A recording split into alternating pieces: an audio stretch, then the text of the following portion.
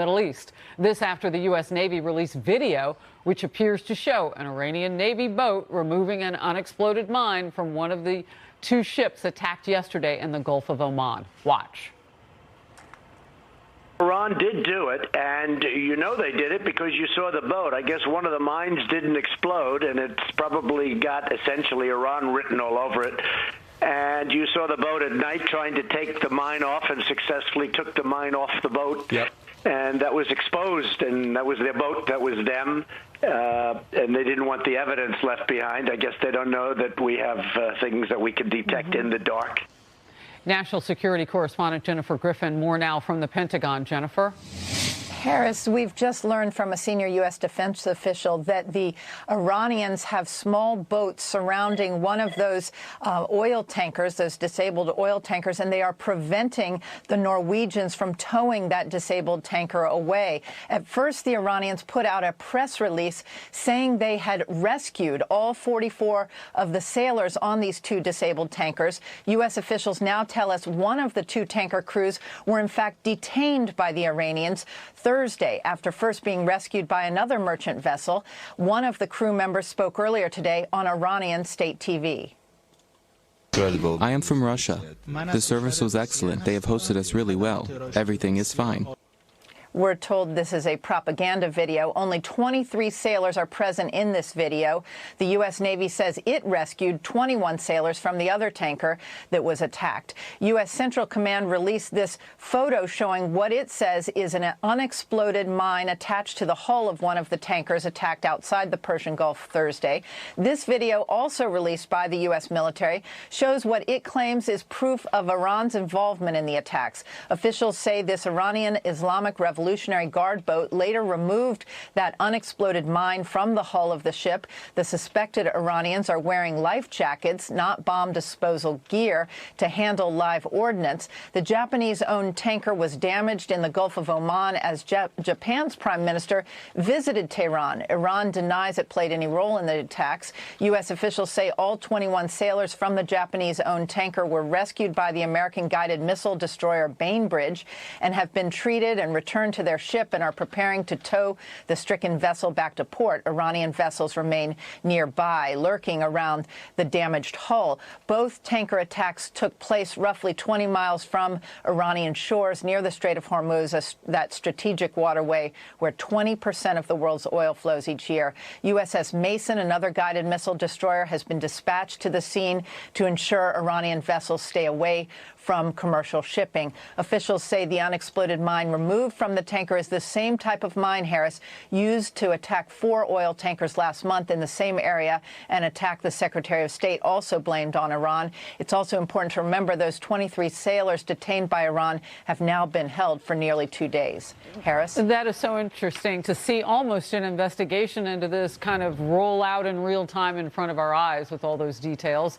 Jennifer, thank you very much. I want to bring in now retired U.S. Army Major General Bob Scales, served over 30 years in the U.S. military and is the former commandant of the Army War College. Great to see you. It's been a while.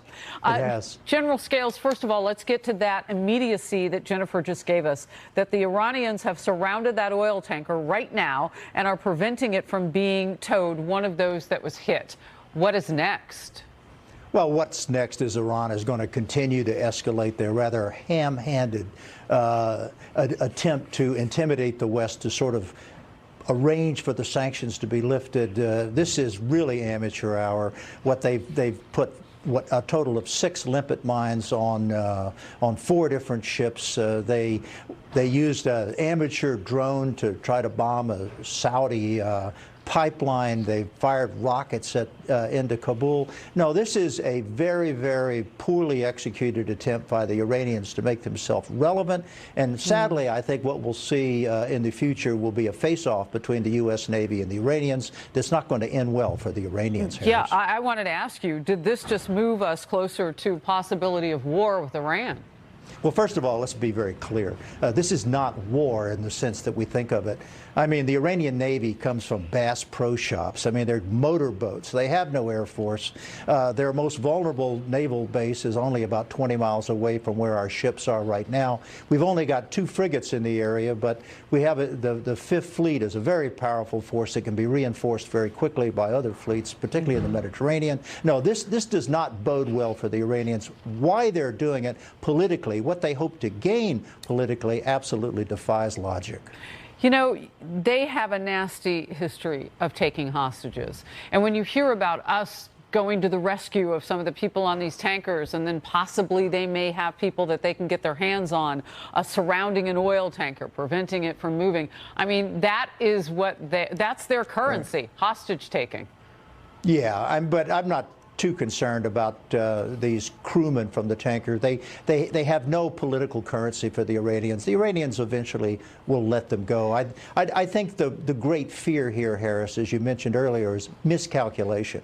The Iranians think that they can influence world opinion by doing this. It's merely a pinprick when it comes to real effects on security in the Middle East. And the United States Navy is standing by to escalate. And even if the Navy escalates, this is not going to be like, you remember the tanker wars of the 80s. It's not going to be that serious, Harris. I want to get to this. Earlier today, Congressman Tom Malinowski, a Democrat in New Jersey, blamed the Trump administration for Iran's alleged actions in the Middle East. Watch.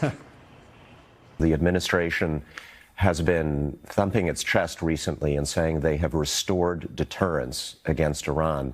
If this is indeed an Iranian attack, it doesn't look like Iran is deterred. It looks like Iran has been provoked by this maximum pressure policy into doing increasingly dangerous things. And you say what? I say this is a long way from the Russian invasion of the Ukraine or the war fought in Georgia or the face-off with China in the South China Sea.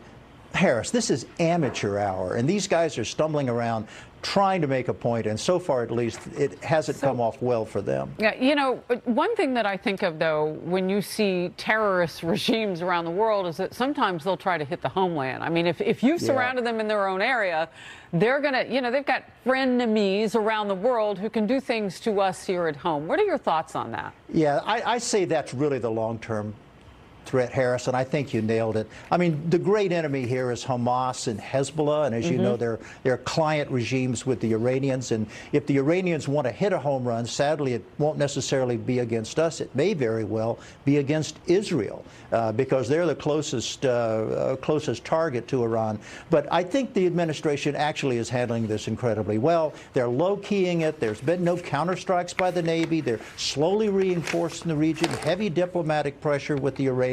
That's exactly the right thing to do for the moment. Let's de-escalate this and let the Iranians go back in their hole. Real quickly, recent polling shows that the American people think that the president is right about where he should be. About a third of them, about another third say could be tougher. Some think he's not tough enough. Where do you put where the president is on Iran? No, I think it's about right. I mean, remember, the great fear, in addition to Hezbollah, is the Iranians getting nuclear weapons. Look, if they can't control the Revolutionary Guards, and if they're that ham-handed when they're dealing with mines, God forbid how the Iranians are going to handle the security of nuclear weapons should they ever attain them. That really is a long-term, that's the long game, that's the existential threat here, and that's what we must guard against, but you do it one step at a time, Harris, and that's exactly what this administration is doing. Always great to talk to you and get your experience and perspective. Major General Bob Scales on the program today. Thank you. Thank you, Harris. Another Fox News alert now. President Trump today is defending his comments about being open to accepting information on his 2020 opponent from a foreign government, but also saying that he would go to the FBI. This amid backlash from some lawmakers in both political parties. Now the president telling Fox and Friends his comments are being misinterpreted. First of all, I don't think anybody would present me with anything bad because they know how much I love this country. Nobody's going to present me with anything bad. Number two, if I was, and of course you have to look at it, because if you don't look at it, you're not going to know if it's bad. How are you going to know if it's bad? But of course you give it to the FBI or report it to the Attorney General or somebody like that. But of course you do that. You couldn't have that happen with our country, and everybody understands that. And I thought it was made clear. Kevin Cork, live outside the White House with the latest. Kevin. Harris, to quote the great Cool Hand Luke, what we have is a failure to communicate. It's really, frankly, the president's speaking style, sort of shorthanded. It obviously works very well on the stump, but sometimes in interviews it can lead to misinterpretations, and that can cause problems. And that's where we are, obviously, right now, at least if you listen to what he had to say this morning on Fox and Friends. And so once again, he was left to try to clarify what he was thinking and what he was trying to say when he suggested, yes, he would take dirt on his political opponents from a foreign government. I had dinner with the Queen. I met with the Prime Minister of the UK. I was with the head of France. I was with the head of all these nations, and I constantly am, constantly talking to them. And, you know, that puts us in a we have many, many conversations. And I'm just thinking, gee, if they say, we don't like your opponent, am I supposed to put, you know, the president of France, am I supposed to report him to the FBI? Okay, to be clear, he did say he would turn over that information to the necessary authorities, but the feeling here at the White House in my conversations today is this is just sort of parsing a comment that was obviously meant one way, Harris, and then has been misinterpreted. There's that word again. The president saying they're doing this to attack him. Now, he also said that he understands why critics are saying this. They're trying to make more out of what he said than they ought. But let me share what the chairwoman of the FEC had to say about it, just in case there is any misunderstanding. Ellen Weintraub saying this. She said, let me make something 100% clear to the American public and anyone running for public office. It is illegal for any person to solicit, accept, or receive anything of value from a foreign national in connection with a U.S. election. This is not this is not a novel concept.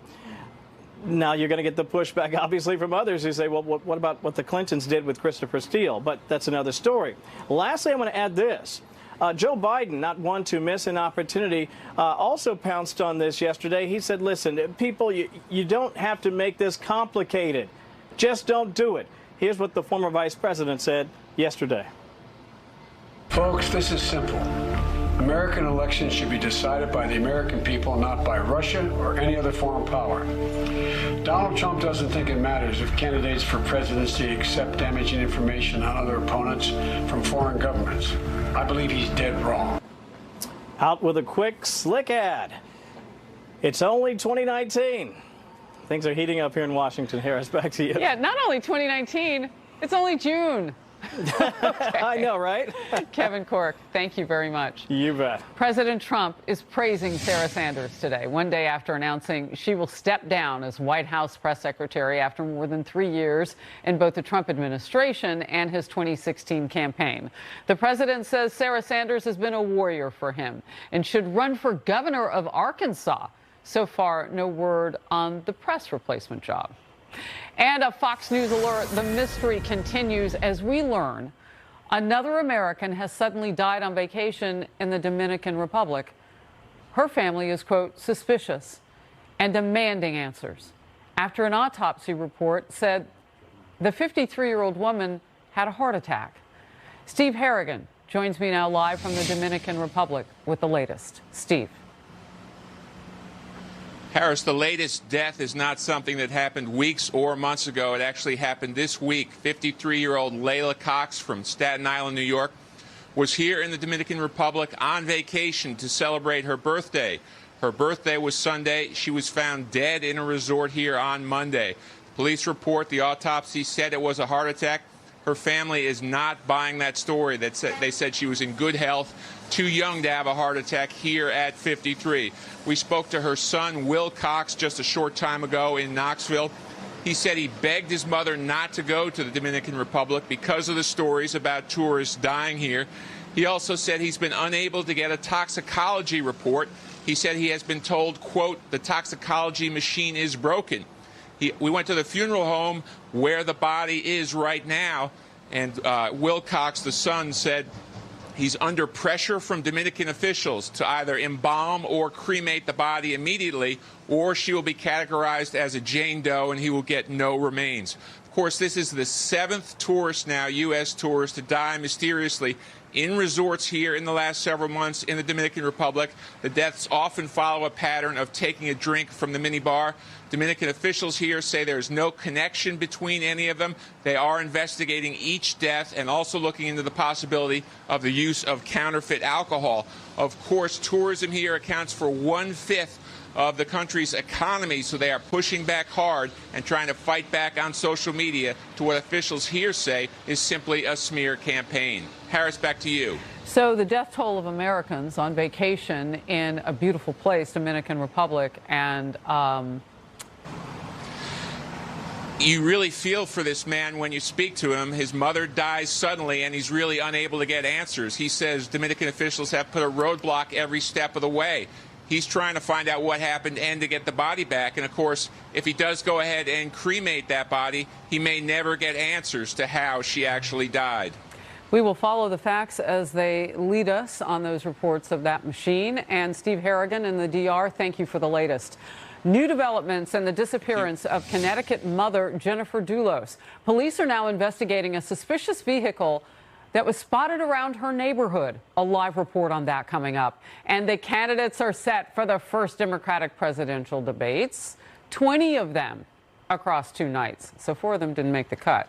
We'll have the details on who's on which stage and with whom. We'll share the stage at the first Democratic presidential debates. On night 1, Wednesday, June 26th, it will be Cory Booker, Julian Castro, Bill de Blasio, John Delaney, Tulsi Gabbard, Jay Inslee, Amy Klobuchar, Beto O'Rourke, Tim Ryan, and Elizabeth Warren. For the second debate on Thursday, the next night, June 27th, Michael Bennet, Joe Biden, Pete Buttigieg, Kirsten Gillibrand, Kamala Harris, John Hickenlooper, Bernie Sanders, Eric Swalwell, Marianne Williamson, and Andrew Yang. Joining me now, former Democratic Senator and Governor from Indiana, Evan Bayh. Good to see you today. Wow, it still seems like a really big stage on either night. What is your first observation about who's paired with whom? Well, my first observation, Harris, is that a lot of these candidates, although they're going to be in the debate stage, won't make it to the first votes in Iowa because they'll run out of money. That traditionally has happened, so about half of them probably won't even make it to the first vote. Secondly, it's hard to break through when you got 10 people on a stage.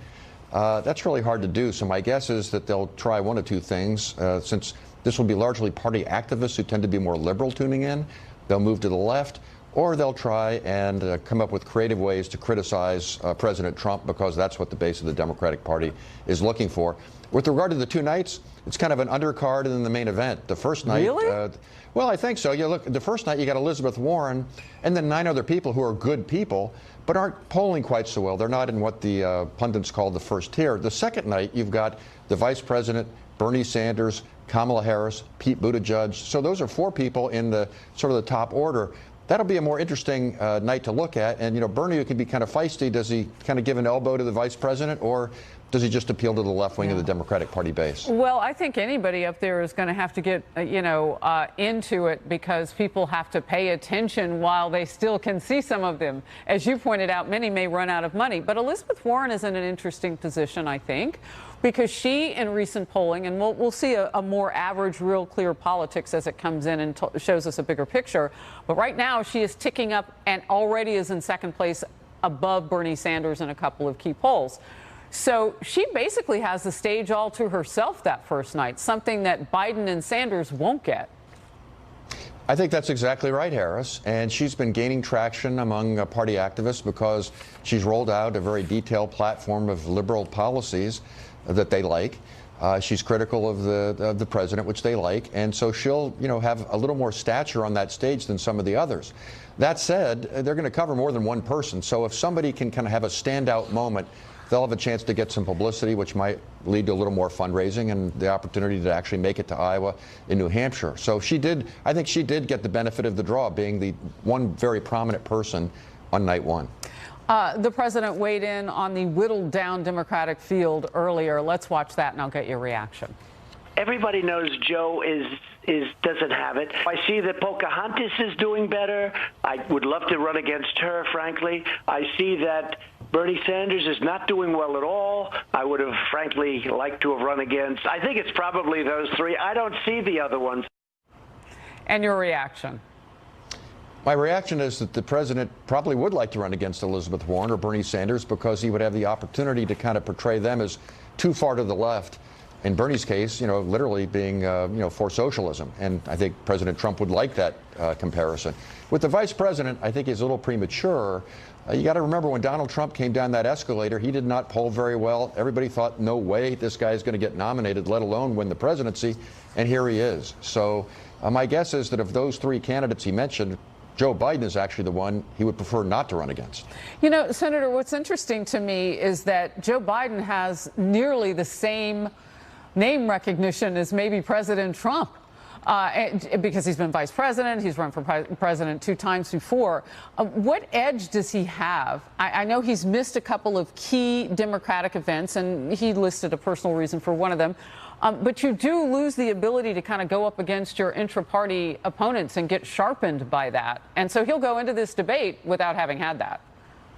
Well, that's a good point, Harris. The retail politics, answering questions, being put on the spot, that does get you in game shape, so to speak. That toughens you for the, inevitable give and take. Look, he's got some weaknesses. But the crime what it also bill, does, a lot happened under his watch. Well, and he'll have to explain that on the trail for sure. And a little practice does prepare you for that. At the same time, if he's just one of 24 in a room, that sort of brings him down to the level of all the others. So they got to make that calculation. He is doing the campaigning now. He'll do more of it. I think that if I were, the thing I would look at is if you look at Vice President Biden's support, he's got loyalty because of his service in the Obama administration. He's viewed as being generally more electable, which a lot of Democrats are looking for that. Experience, substance, they're looking for that. But if you look at his level of support and you compare it, if you combine Elizabeth Warren and Bernie Sanders, they're even or maybe slightly ahead. So my guess is that there's going to be a winnowing out. You'll have a moderate candidate, probably the vice president. You'll have a liberal candidate, probably Elizabeth Warren or Bernie Sanders. As you pointed out, Warren is coming on right now. And finally, you have a candidate to be named later, someone who just captures people's imagination and attention. Okay. That might be Kamala Harris. It might be Pete Buttigieg from my home state. Yes, and I will talk with you hopefully as things move along here, and I can get your opinion on some of these people that come out of on the other side of the Democratic debates at the end of the month. Good to see you. Thank you very much. Thank you. The Health and Human Services Department says it's nearly running out of cash to care for migrant children at our southern border. HHS Secretary Alex Azar joins me next on his urgent call for Congress to help.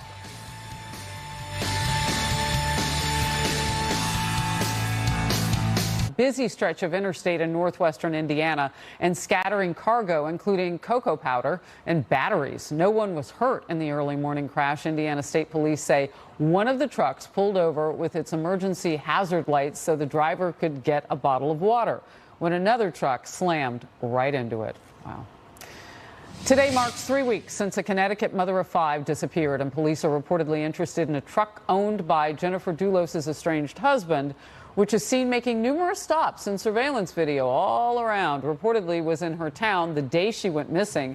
This as we learn about a new search going on near the husband's home, and only our cameras were there. Laura Engel live for us today in studio with the latest on this. Laura. Hi, Harris. Yeah, we got a tip a few hours ago that there was a Connecticut State Police team in a new area in Avon, Connecticut, searching with dive teams and dogs. And police then confirmed the search is connected to the Jennifer Dulos investigation. Divers were seen going in and out of a lake. Dogs were used sniffing around the perimeter, while state police utilized motorized rafts to aid in the search. Now, this area is very close to where we saw teams earlier this week looking at a water ski lake down the road where Fotis Dulos, the estranged husband, was well known for being an active member of a water ski club and where he trained his kids to ski. It's also very close to his home in Farmington, where he has returned after being released on bond this week. And Jennifer Dulos has been missing, as you mentioned, 3 weeks today. Since then, investigators have found traces of blood in her home, evidence of a cleanup, and arrested her estranged husband, Fotis Dulos, and his girlfriend, Michelle Troconis, after the two were believed to have been spotted throwing out bags of trash in Hartford the night that Jennifer vanished, containing bloody clothes and sponges. Now, all along, Fotis Doulos has reportedly told investigators he was not in New Canaan the day Jennifer vanished. Doulos' attorney has said he believes Doulos' girlfriend has also provided an alibi and passed a lie detector test. But now there are new reports that Fotis Doulos may have swapped cars with an employee of the day of his estranged wife Jennifer went missing, then switched back later on in the day. Investigators have reportedly seized that employee's phone, computer, and truck as the search to find Jennifer enters its 4th week tomorrow. Harris. Laura Ingle on the story for us. Thank you very much. Thanks. We have learned funding is quickly running out for border security, threatening the administration's ability to care for migrant children at the southern border and prompting the Secretaries of Health and Human Services and Homeland Security to issue an urgent funding request to Congress. They wrote a letter to Congress this week stressing the severity of the crisis, saying additional emergency funds are imperative to protect the life and safety of the children in their custody. I want to bring in now HHS Secretary Alex Azar. In his first interview since sending that letter to Congress, first of all, thank you for joining me on the program today. How dire is the timing on this? Are we really inching our way toward a cliff? Harris, the timing is immediate. We are out of money. We will not have the money to continue to run this program where we take care of children who come into this country by themselves illegally. They're given to us to care for them. By the end of this month or early next month, we will have no money, and we've already had to take drastic measures to protect their life and safety with what little money we have left. Usually you don't see the intersection of the HHS and politics. Curious to know what the response from Congress to your letter is. Well, we've been trying to make clear this isn't about politics. This is about life and safety. It's a humanitarian crisis. We are seeing double the number of kids coming into this country by themselves. We've already had as many kids come to our care as did the entire previous year. And Congress simply has to act. There's not a choice.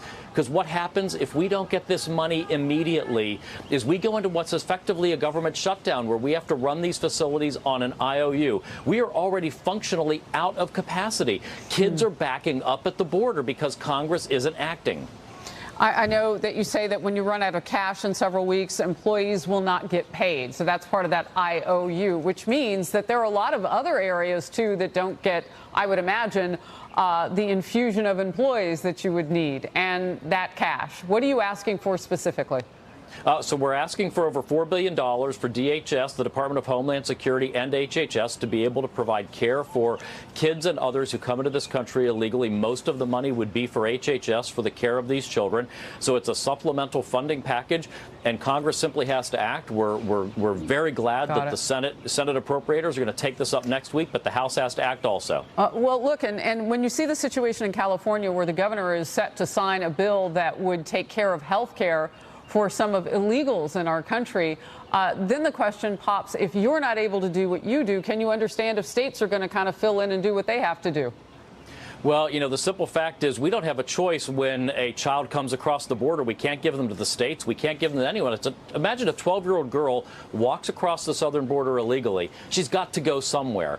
And she doesn't need to go to a Department of Homeland Security facility with adults. She should be sent to us, and we need to have the money, the capacity to give her a bed, give her a safe environment, get her educated, and get her transferred out to a family member sponsor here in the United States as quickly as possible. We can't do it without money. All right. So I've heard you speak on this recently, but now this is fresh and new. New York state lawmakers voted just yesterday to end religious exemptions for immunizations. Amid one of the worst measles outbreaks in years, New York is seen as the epicenter of this health crisis with measles. How necessary is this? So we leave the issue of mandates and exemptions to states to decide. What I can do is make it very clear this is an entirely vaccine-preventable outbreak. And what we're doing is trying to educate communities that vaccines are safe and effective. The vaccines could prevent measles, and measles is a very, very serious health condition. It is not to be trifled with. But unfortunately, various pockets in our country, various communities, including a couple in New York, have been the subject of mass disinformation campaigns and have been convinced that they shouldn't vaccinate their children. They need to get their kids vaccinated. Talk to your doctor if you or your kids haven't been vaccinated, and follow their recommendations, please. Yeah, I was reading a high percentage of those who have come down with measles actually had not been vaccinated. Real quickly, is there a different solution? And I know you say you don't want to go down the religious exemption road and all of that. That's not your role. But what else would you suggest, real quickly, before we move on? Yeah, so we're working with the local communities. You've got to have trusted sources that will educate them about the need here, that the vaccine's safe and effective. Measles is not to be trifled with, and you just got to get vaccinated. And talk to your doctor. It's the best thing we can do. Secretary Azar, we are awaiting remarks from the President of the United States on a new rule aimed at expanding health care options for workers for small businesses. It is the latest action, as I understand, stemming from the President's health care executive order in 2017. What can you tell us about what we're about to see later this afternoon? So President Trump just continues to roll out more affordable options for people to get insurance. Instead of the Obamacare one-size-fits-all, we in Washington know best what you need, instead he's giving you tons of different options. What he's announcing today is a program that lets small and mid-sized employers in particular give their workers more health insurance choice.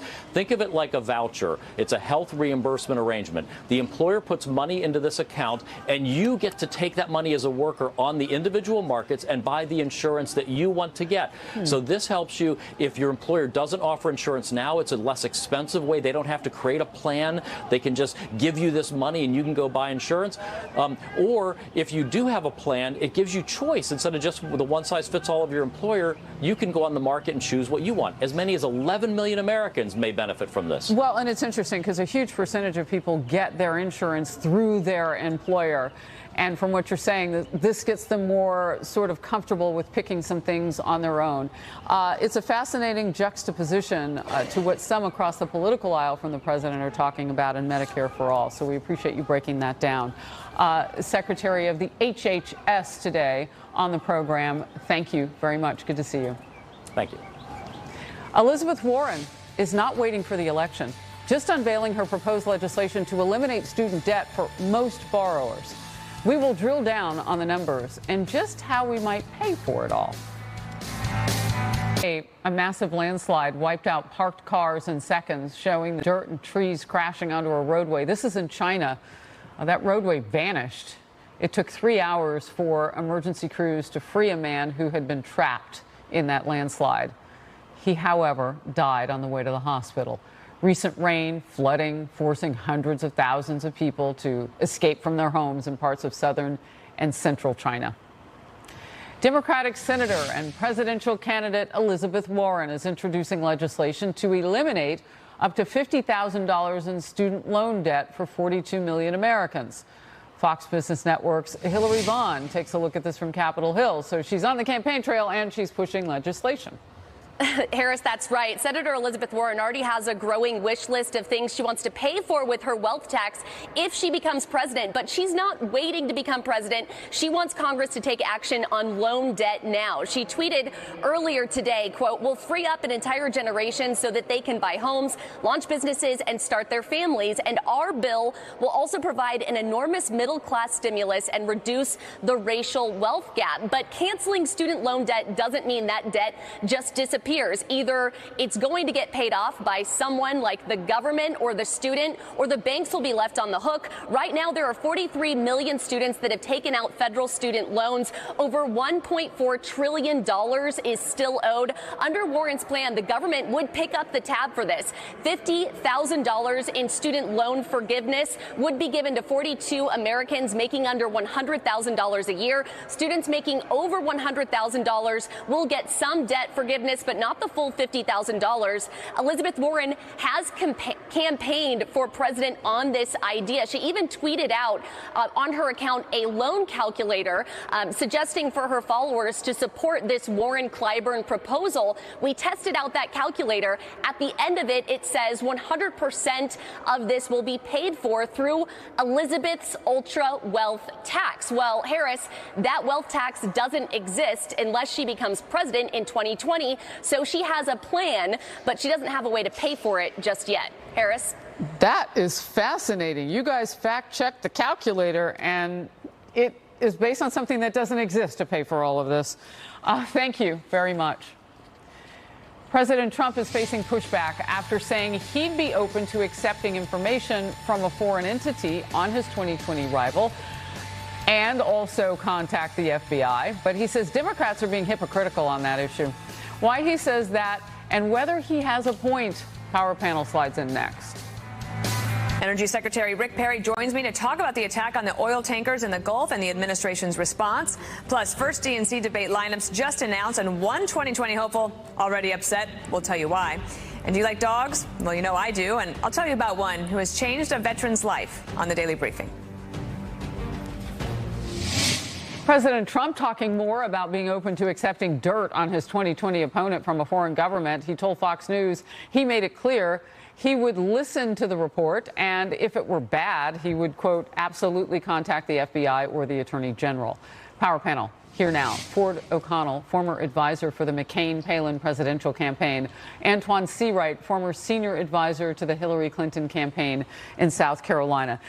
Antoine, what do you make of where the president is in all this? And he points a finger to Hillary Clinton's campaign saying, well, you hired a firm to pay a British spy to put together an anti-democratic candidate dossier. What I make of this is we've seen this movie before. We saw the president in a speech tee up essentially about the email situation, and we saw the result. So we saw what that led to in the 2016 election, and I think what he's doing is somehow or another in his own Trump way hinting towards this will happen again, and he will be unapologetic about it. But we know, because the FEC commissioner put out a statement saying that she wished she should not have, is that it is against the law. Now, I would push back, but Ford O'Connell is chomping at the bit. Well, the lesson here is very simple. Don't respond to hypotheticals from George Stephanopoulos. He actually said if it was bad, he'd call the FBI or the Attorney General. Right. He said it to George Stephanopoulos, and he said it today on Fox and Friends. Now, here's the thing. There is no real law banning the collection of opposition research from abroad so long as the campaign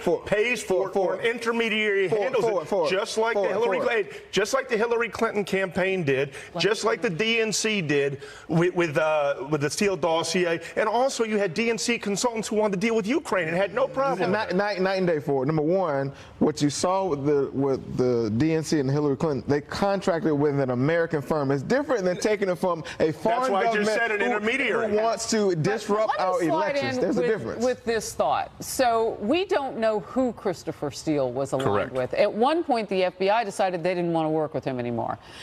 We don't know who he was talking with specifically or what their entities were connected with either. So when Andy McCabe said in a recent interview on another network that these two things are completely different, I really am drilling down to understand. They are different. Let Ford talk. They are not different. What Antoine is saying, by misleading, is very simply, if you do it a certain way, you contact an intermediary and you follow a certain chain, then you can collect opposition research from a foreign power on a political opponent. The difference is he went to the FBI, and what did not happen with the Trump campaign, they did not. And you know as well as I know, if this was Barack Hussein Obama collecting information, you would be spinning out of your chair going crazy. Try this. You just brought up a very interesting point. Why don't we have stronger campaign laws versus the Wild West? You and I are both. McConnell. I'm glad he brought it up. Ask Mitch McConnell. When it comes to collecting foreign information. Ask Mitch McConnell, because there were senators, Democratic senators like Mark Warner, who's introduced legislation that has been blocked by the McConnell-controlled Senate. In fact, bills have passed out of the House. Well, so you want to know, ask Senator Warner, because as we've learned in the last couple of days because of all of this, he had already accepted some information, which he said he immediately turned to the FBI with. But what about, I mean, it's something that he's familiar with. Exactly, and as did Adam Schiff. Remember when he tried to get compromising information? I don't remember him calling the FBI. So where are we on all of this? I mean, is it frustrated by the fact that the president says that he would take a look at it to see that it's bad? Should he just make it? Senator Lindsey Graham has said, no, you just call the FBI the minute you get it. The president says you got to look at it. You do have to look at it. The president's right. This is a faux political controversy that's going to be gone in a week, because essentially the Democrats are looking for any way in their 2020 message to basically say Trump is uncouth and orange man. This is the same president who stood